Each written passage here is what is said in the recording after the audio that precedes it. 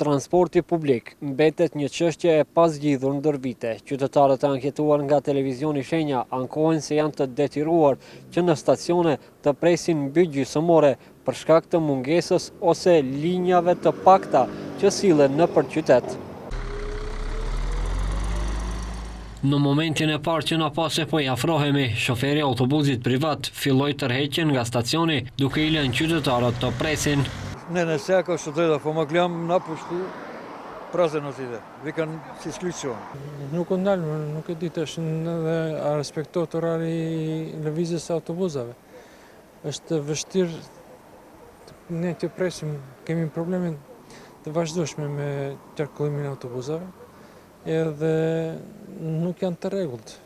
Qytetarët ankohen se pritjet janë të gjata, thonë se ndodh që me orë të tëra autobusët privat të mos lëvizin fare në linjën e tyre. Ima со приватните много проблем.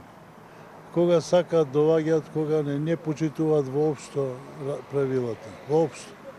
Ја би рекол како може 57-ца редовно, 35-ка редовно, а 9-ка никако.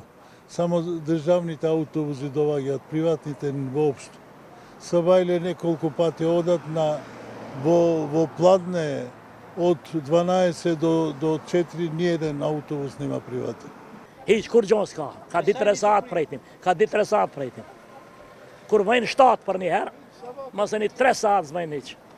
Прече 30 минути, има проблем со 19-ка и 9-ка е почеста, но еве ја нема.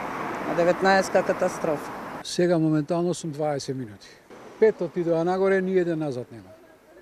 Për këtë problematik, kërkuan përgjigje nga ndërmarrja publike për transport publik, po edhe nga qyteti i Shkupit, deri në momentin e transmetimit të këtij lajmi, përgjigje nuk morën.